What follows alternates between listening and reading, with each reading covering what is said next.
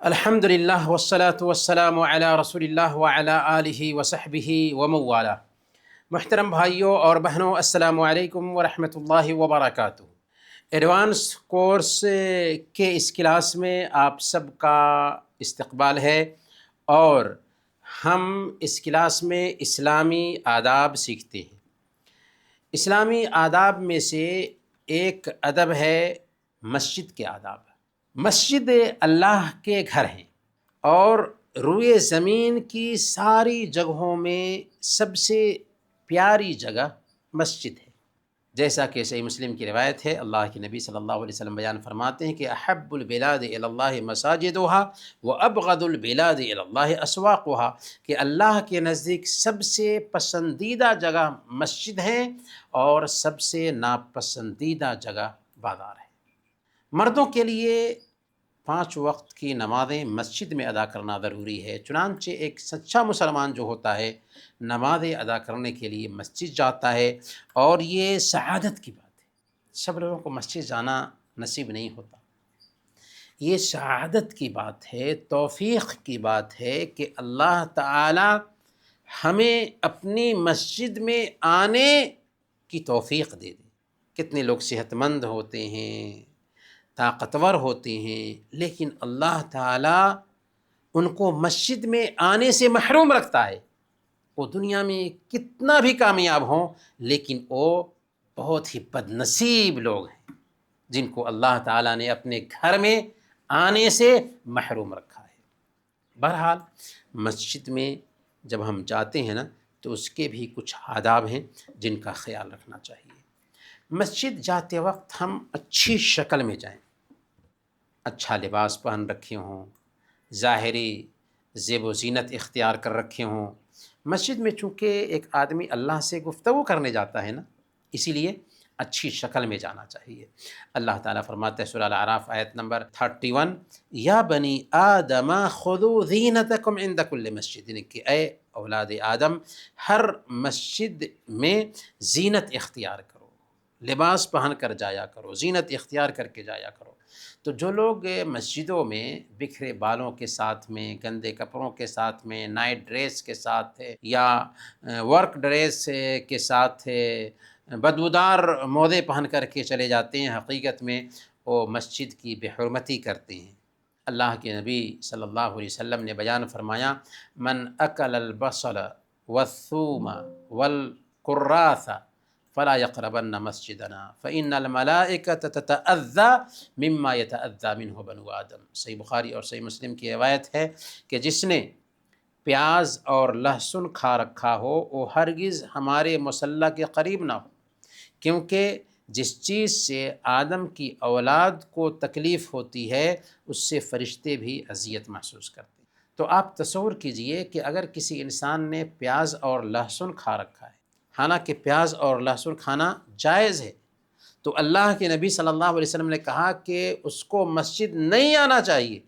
تو آپ سوچئے کہ جس نے تمباکو کھا رکھا ہو، جس نے سگریٹ پی رکھا ہو، جو سوکس میں بدبو پال رکھا ہو، یا جس کے بدن سے کام کرنے کی وجہ سے بو آ رہی ہو، ایسا انسان مسجد جاتا ہے تو کیسے مسجد کی حرمت پامال کرنے والا وہ نہیں ٹھہرے گا۔ اسی لیے مسجد جانے سے پہلے اپنی شکل کو ٹھیک کر لینا چاہیے، ہمارے جسم سے بو نہ آ رہی ہو اس کا خیال رکھنا چاہیے، مسواک کر لینا چاہیے۔ مسواک کی بہت زیادہ اہمیت ہے۔ صحیح بخاری اور صحیح مسلم کی روایت ہے، اللہ کے نبی صلی اللہ علیہ وسلم بیان فرماتے ہیں، لولا ان اشقتی لامرتهم بالسواک عند کل صلاۃ، کہ اگر میری امت کے لیے تکلیف کی بات نہ ہوتی تو میں ہر نماز کے وقت انہیں مسواک کرنے کا حکم دیتا۔ دوسری روایت میں آتا ہے کہ ہر وضو کے وقت مسواک کرنے کا حکم دیتا۔ تو منہ کی صفائی کا خیال رکھنا چاہیے مسجد جاتے وقت میں، کہ ہمارے منہ کی بدبو سے کسی کو تکلیف نہ ہو۔ مسجد کی صفائی کا بہرحال خیال رکھنا چاہیے۔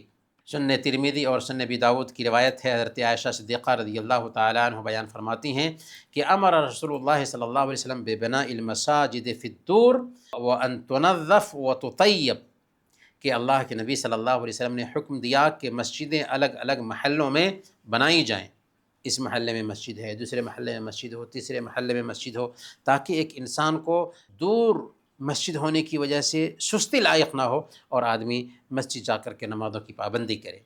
اور آپ نے کیا فرمایا؟ وَأَن تُنَظَّفْ وَتُطَيَّبْ، کہ مسجد کو پاک صاف رکھا جائے، ان کی صفائی ستھرائی کا خیال رکھا جائے اور ان میں خوشبو کا اہتمام کیا جائے۔ اللہ کے نبی صلی اللہ علیہ وسلم کے زمانے میں ایک عورت تھی جو مسجد کی صفائی کا کام کرتی تھی۔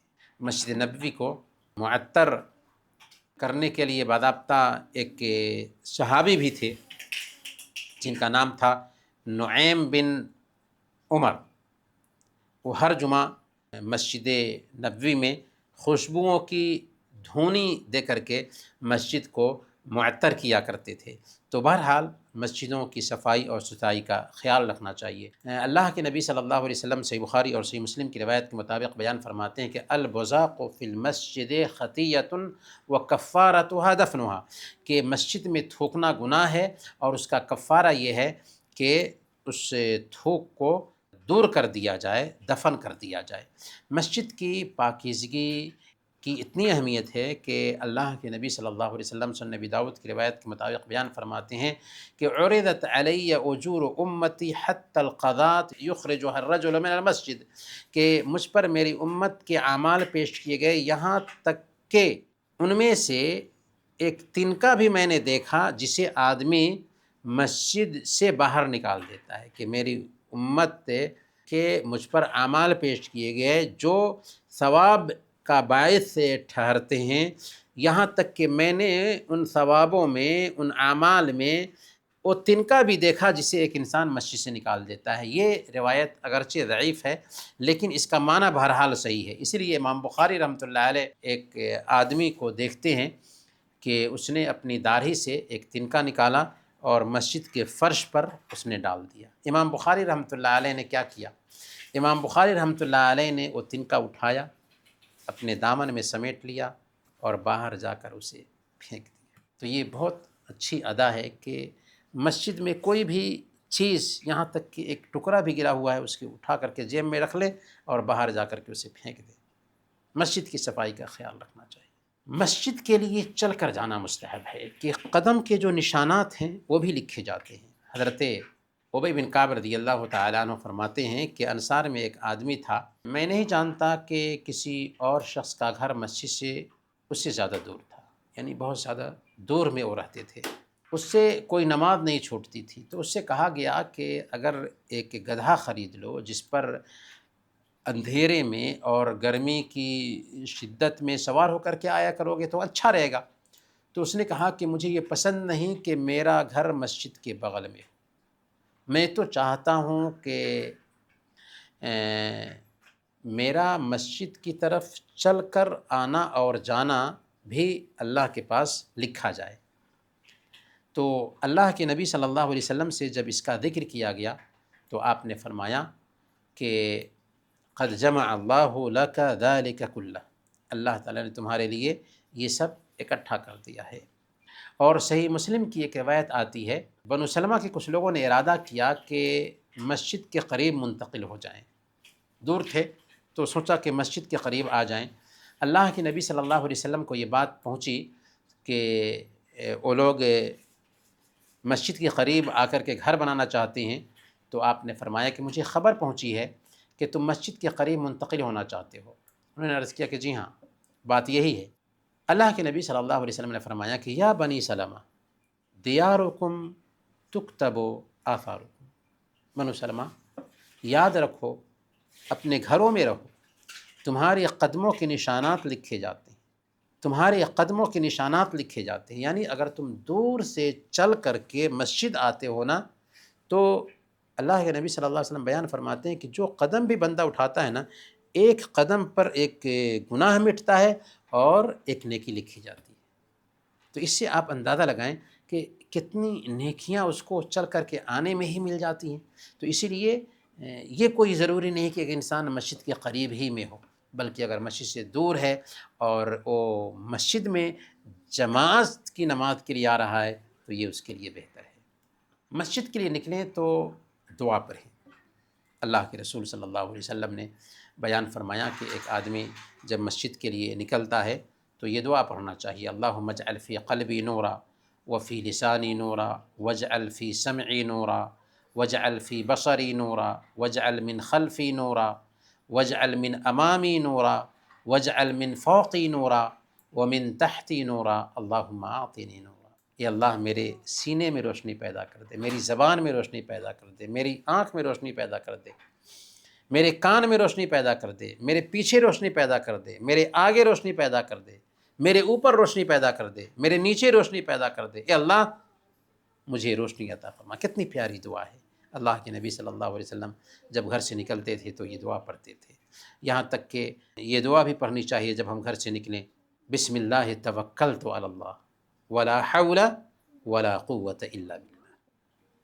مسجد کی طرف جاتے ہوئے وقار اطمینان سے جائیں، جلد بازی نہ ہو، تیز نہ چلیں، کیونکہ ہر قدم پر ایک درجہ بلند ہو رہا ہوتا ہے اور ایک گناہ مٹ رہا ہوتا ہے۔ صحیح بخاری کی روایت ہے، اللہ کے نبی صلی اللہ علیہ وسلم بیان فرماتے ہیں، لم یخطو خطوۃ الا رفعہ اللہ بہا درجہ وحط عنہ خطیہ، کہ جب ایک بندہ قدم اٹھاتا ہے مسجد کی طرف تو ایک کے قدم پر اس کا ایک درجہ بلند ہوتا ہے اور اس کے ایک گناہ مٹا دیے جاتے ہیں، یہاں تک کہ وہ مسجد میں داخل ہو جاتا ہے۔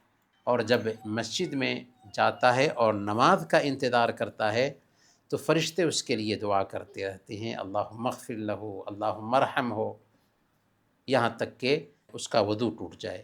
یعنی فرشتے اس کے لیے دعا کیا کرتے ہیں کہ اللہ اسی گناہوں کو معاف فرما دے، اے اللہ اس کے اوپر رحم فرما۔ تو بہت ہی سعادت کی بات ہے کہ ایک انسان چل کر کے مسجد جائے اور اس کیفیت میں جا کر کے مسجد میں انتظار بھی کرے۔ مسجد میں پہلے آنا چاہیے اور نماز کا انتظار کرنا چاہیے۔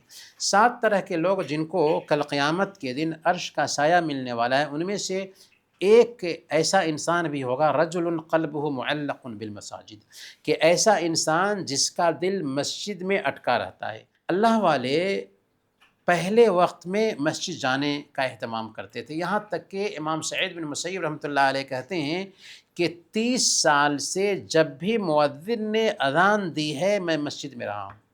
کتنے سال سے؟ 30 سال سے جب بھی مؤذن نے اذان دی ہے میں مسجد میں پایا گیا، مسجد میں رہا ہوں۔ ابراہیم مینون سونار کا کام کرتے تھے، سونا چاندی پگھلا کر کے وہ سونا بناتے تھے، زیور بنایا کرتے تھے۔ تو ہتھوڑا اٹھاتے اور اذان کی آواز سن لیتے نا تو پھر دوسرا ہتھوڑا نہیں ڈالتے تھے، اسے نیچے رکھ دیتے اور نماز کی تیاری میں لگ جاتے تھے۔ اسی لیے اس بات کا بہرحال اہتمام کرنا چاہیے کہ پہلے وقت میں مسجد جائیں۔ مسجد میں جب ہم داخل ہوں تو مسجد میں داخل ہونے کی دعا کرنی چاہیے، اللہم افتح لی ابواب رحمتک، کہ اللہ میرے لیے اپنی رحمت کے دروازے کھول دے۔ اور جب مسجد سے باہر نکلیں تو بایاں پیر باہر کریں اور دعا پڑھیں، اللہم انی اسألک من فضلک، اے اللہ میں تیرے فضل کا تجھ سے سوال کرتا ہوں۔ مسجد میں انگلیاں نہ چٹکھائیں، انگلیاں چٹکھانا یہ اچھا نہیں ہوتا مسجد میں بیٹھ کر کے۔ ایک ضعیف حدیث میں آتا ہے، اللہ کے نبی صلی اللہ علیہ وسلم نے بیان فرمایا کہ اذا صلی احدکم فلا یشبکن بین اصابعہ فإن التشبیک من الشیطان، کہ جب تم میں سے کوئی آدمی نماز ادا کر رہا ہو تو اپنی انگلیاں نہ چٹکھائے، کیونکہ انگلیاں چٹکھانا شیطانی کام ہے۔ سنن ترمذی کی روایت میں اس کی حکمت بتائی گئی ہے کہ فلا یشبکن بین اصابعہ فإنہ فی صلاۃ، کہ اپنی انگلیاں نہ چٹکھائے کیونکہ وہ نماز میں ہوتا ہے۔ مطلب یہ ہے کہ ایک بندہ جتنی دیر مسجد میں رہتا ہے اس کے لیے نماز میں ہونا لکھ دیا جاتا ہے، اس لیے اسے چاہیے کہ بیکار حرکت نہ کرے۔ اور یہ بات نوٹ کیجئے کہ 4 جگہوں پر انگلیاں چٹکھانے سے منع کیا گیا ہے، انگلیوں کو انگلیوں میں ڈالنے سے منع کیا گیا ہے۔ جب ایک آدمی مسجد جا رہا ہو اس وقت، جب مسجد میں بیٹھ کر کے نماز کا انتظار کر رہا ہو اس وقت، جب فرض یا نفلی نماز ادا کر رہا ہو اس وقت، اور جب نماز سے فارغ ہو جائیں اس وقت۔ لیکن اگر ضرورت کے تحت کوئی آدمی ایسے کیا ہے تو کوئی حرج کی بات نہیں۔ مسجد میں بلند آواز سے بات نہ کی جائے۔ مسجد میں بلند آواز سے بات کرنا غلط اس لیے ہے کہ مسجد عبادت کی جگہ ہے، اس لیے وہاں پر عبادت ہوگی۔ حضرت عمر فاروق رضی اللہ تعالیٰ عنہ نے ایک مرتبہ دو آدمیوں کو دیکھا جو طائف کے تھے، اور دونوں آپس میں زور زور سے مسجد نبوی میں بات کر رہے تھے۔ حضرت عمر فاروق رضی اللہ تعالیٰ عنہ نے ان دونوں کو بلایا اور کہا کہ اگر تم مدینہ والے ہوتے نا تو تمہیں سخت سزا دیتا کہ تم اللہ کے نبی صلی اللہ علیہ وسلم کی مسجد میں آواز بلند کرتے ہو۔ تو اس سے پتہ یہ چلا کہ مسجد میں زور زور کی باتیں نہیں ہونی چاہیے، کیونکہ عبادت کی جگہ ہے مسجد۔ ہاں، دنیا کی گفتگو ہو سکتی ہے، جو ضروری گفتگو ہے ہو سکتی ہے، لیکن بہرحال مسجد کا احترام بحال رکھنا چاہیے۔ مسجد میں داخل ہونے والا مسجد میں بیٹھنے سے پہلے 2 رکعت ضرور پڑھ لے۔ صحیح بخاری اور صحیح مسلم کی روایت ہے، اللہ کے نبی صلی اللہ علیہ وسلم نے بیان فرمایا، اذا دخل احدکم المسجد فلا یجلس حتی یصلی رکعتین، کہ تم میں سے جو آدمی مسجد میں داخل ہو تو 2 رکعت پڑھے بغیر نہ بیٹھے۔ بعض اہل علم نے اس 2 رکعت تحیۃ المسجد کو واجب قرار دیا ہے، اور بعض اہل علم نے کہا کہ یہ مستحب ہے۔ لیکن افسوس کی بات یہ ہے کہ بہت سارے لوگ مسجد میں جاتے ہیں اور الٹپ بیٹھ جاتے ہیں، اس بات کی پرواہ نہیں کرتے کہ اللہ کے نبی صلی اللہ علیہ وسلم کی سنت بھی چھوٹ رہی ہے۔ تو یہ بات نوٹ کر کے رکھیے کہ مسجد جائیں، بیٹھنا چاہ رہے ہیں، 2 رکعت پڑھے بغیر نہ بیٹھیں، یہ مسجد کا حق ہے۔ ہاں، اگر سنت پڑھنے کا وقت ہے تو کوئی بات نہیں، سنت پڑھ لیں، بیٹھ جائیں۔ بہرحال مسجد میں بیٹھنا ہے نماز کے انتظار کے لیے تو 2 رکعت تحیۃ المسجد ضرور پڑھیں۔ مسجد میں خرید و فروخت کا اعلان نہ کیا جائے، خرید و فروخت نہ کیا جائے، اور نہ ہی کسی گمشدہ چیز کا اعلان کیا جائے۔ صحیح مسلم کی روایت ہے، اللہ کے نبی صلی اللہ علیہ وسلم نے بیان فرمایا، من سمع رجلا ينشد ضالة في المسجد فليقل لا ردها الله عليه فإن المساجد لم تبن لهذا، کہ جو شخص کسی آدمی کو مسجد میں گمشدہ چیز کا اعلان کرتے ہوئے سنے تو اسے کہنا چاہیے کہ اللہ تمہاری اس گمشدہ چیز کو نہ لوٹائے، کیونکہ مسجدیں اس کام کے لیے نہیں بنائی گئی۔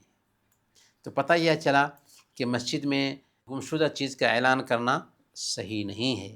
مسجد عبادت کی جگہ ہے، گمشدہ چیز کا اعلان کرنے کی جگہ نہیں۔ ہاں، اگر مسجد کسی کونے میں کسی کی گھڑی چھوٹ گئی ہے، کسی کا موبائل چھوٹ گیا ہے، امام صاحب نے کہا کہ کسی کا یہ موبائل ہے، کسی کی گھڑی ہے، کسی کا یہ سامان ہے تو لے کر کے جائے، تو یہ کوئی حرج کی بات نہیں۔ لیکن میرا سامان کوئی گم ہو گیا، مسجد کے مائک سے اس کا اعلان کروائیں، نہیں، اس کام کے لیے مسجدیں نہیں بنائی گئی ہیں۔ اسی طریقے سے سنن ترمذی کی روایت ہے، اللہ کے نبی صلی اللہ علیہ وسلم نے بیان فرمایا، اذا رأيتم من يبيع او يبتاع في المسجد فقولوا لا اربح اللہ تجارتک، کہ جب تم کسی کو دیکھو کہ وہ مسجد میں خرید و فروخت کر رہا ہے تو کہو کہ اللہ تعالیٰ تمہارے کاروبار میں نفع نہ دے۔ مطلب یہ ہے کہ مسجدوں کو تجارتی منڈیاں نہ بنایا جائے، کیونکہ ان کی تعمیر ہوئی ہے نماز کے لیے، ذکر کے لیے، تسبیح کے لیے۔ اس ضمن میں یہ بات بھی آتی ہے کہ مسجد میں بھیک مانگا جائے، مسجد میں گداگری کی جائے، یہ بھی سخت منع ہے۔ مسجد میں آنے کے بعد موبائل فون کو سائلنٹ کر دینا چاہیے تاکہ اس کے رنگ سے نمازیوں کو تشویش نہ ہو۔ مسجد کا ادب یہ بھی ہے کہ کسی نماز پڑھنے والے کے سامنے سے نہ گزرا جائے۔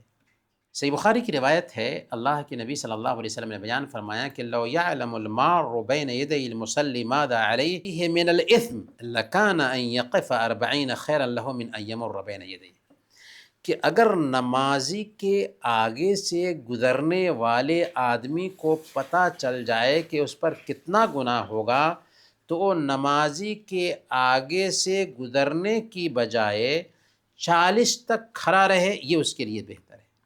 40 سے کیا مراد ہے؟ حدیث کے راوی جو ہیں ابو النضر، ان کو شک ہے کہ مجھے معلوم نہیں کہ 40 سے مراد 40 دن ہے یا 40 مہینے ہیں یا 40 سال ہے۔ کم سے کم اگر 40 دن ہی مراد لیتے ہیں تو کتنی سخت بات اللہ کے نبی صلی اللہ علیہ وسلم نے کہی کہ اگر کسی انسان کو پتہ چل جائے کہ نمازی کے آگے سے گزرنے کا کتنا گناہ ہے تو 40 دن یا 40 مہینہ یا 40 سال وہاں ٹھہرا رہے، یہ آسان ہے اس بات سے کہ نمازی کے سامنے سے گزرے۔ اسی لیے اللہ کے نبی صلی اللہ علیہ وسلم نے بیان فرمایا، صحیح بخاری اور صحیح مسلم کی روایت ہے کہ اگر کوئی آدمی گزرتا ہے تو اس کو روکو، اگر نہیں رکتا ہے تو سختی سے روکو، کیونکہ اس کے ساتھ شیطان ہے۔ مسجد میں صرف اللہ کو پکارا جائے گا، یہ بھی مسجد کا حق ہے۔ اللہ فرماتا ہے وَأَنَّ الْمَسَاجِدَ لِلَّهِ فَلَا تَدْعُوا مَعَ اللَّهِ أَحَدًا، کہ مسجدیں صرف اللہ کے لیے ہیں، لہذا اس میں اللہ کے علاوہ کسی اور کو مت پکارو۔ اور اللہ کے نبی صلی اللہ علیہ وسلم نے اپنی وفات سے 5 دن پہلے سخت بات کہی تھی کہ الا وان من کان قبلکم کانوا یتخذون قبور انبیائہم وصالحیہم مساجد الا فلا تتخذوا القبور مساجد فانی انہاکم عن ذلک، کہ تم سے پہلے کے جو لوگ جو گزر گئے ہیں نا، وہ اپنے نبیوں اور نیک لوگوں کی قبروں کو سجدہ گاہ بنا لیتے تھے، تم ایسا مت کرنا۔ اور اپنی وفات سے پہلے پہلے لعنت بھیج رہے تھے، لعنت اللہ علی الیہود والنصاری اتخذوا قبور انبیائہم مساجد، کہ یہودیوں اور عیسائیوں پر اللہ کی لعنت ہو کہ انہوں نے اپنے نبیوں کی قبروں کو سجدہ گاہ بنا لیا۔ تو اسی لیے مسجد کی حرمت کو پامال نہیں کرنا چاہیے۔ حیض اور نفاس والی عورتیں اور جنابت میں جو لوگ ہیں انہیں بھی مسجد میں داخل ہونے کی اجازت نہیں ہے، یہاں تک کہ ایک عورت اگر دین کی بات سننے کے لیے مسجد میں آنا چاہتی ہے اور وہ اپنے پیریڈ کے دنوں سے گزر رہی ہے تو اس کو یہ چھوٹ نہیں ملے گی، اگرچہ دین کی بات سننے کے لیے آ رہی ہے، پھر بھی مسجد کا احترام ہے کہ عورت مسجد میں ناپاکی کی حالت میں نہیں جائے گی۔ مسجد کا ادب یہ بھی ہے کہ اذان اگر سن لیتے ہیں نا تو مسجد سے نہ نکلے، اذان ہو جاتی ہے اور آپ مسجد میں تھے تو مسجد سے نہیں نکل سکتے، ہاں اگر سخت ضرورت پیش آ جاتی ہے تو بات الگ ہے۔ صحیح مسلم کی روایت ہے، حضرت ابو شعفہ رحمۃ اللہ علیہ کہتے ہیں کہ ہم لوگ ابو ہریرہ رضی اللہ تعالیٰ عنہ کے ساتھ مسجد میں بیٹھے ہوئے تھے کہ مؤذن نے اذان دی، ایک آدمی مسجد سے اٹھ کر کے جانے لگا، حضرت ابو ہریرہ رضی اللہ تعالیٰ عنہ اپنی نگاہ اس پر ٹکائے رکھے یہاں تک کہ وہ مسجد سے نکل گیا۔ تب حضرت ابو ہریرہ رضی اللہ تعالیٰ عنہ نے فرمایا کہ اما ھذا فقد عصى ابا القاسم، اس آدمی نے ابو القاسم کی نافرمانی کی۔ پتہ یہ چلا کہ اذان ہونے کے بعد بغیر کسی سخت ضرورت کے مسجد سے نہیں نکلنا چاہیے، یہ بھی مسجد کا ادب ہے۔ بہرکیف انہی باتوں کے ساتھ آج کا یہ درس ہم ختم کرتے ہیں اور اللہ تعالیٰ سے دعا کرتے ہیں کہ اللہ تعالیٰ ہمیں ان باتوں پر عمل کرنے کی توفیق عطا فرمائیں۔ آمین۔ وصلی اللہ علی نبینا محمد وعلی آلہ وصحبہ اجمعین۔